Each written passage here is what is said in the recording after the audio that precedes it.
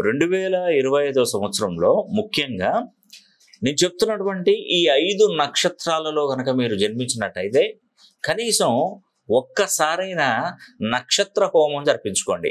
నక్షత్ర శాంతి అంటారు.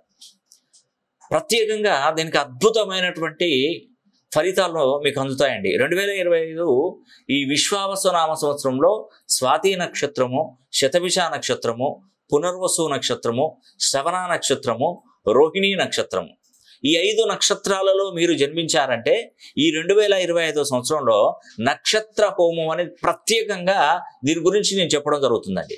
మీరు ఏం టెన్షన్ అవసరం లేదండి. దేశ విదేశాలలో ఉన్నప్పటికీ నేను ఈ నక్షత్ర హోమాన్ని మన దగ్గర ఉన్నటువంటి పండితుల ద్వారా జరిపించగలుగుతాను.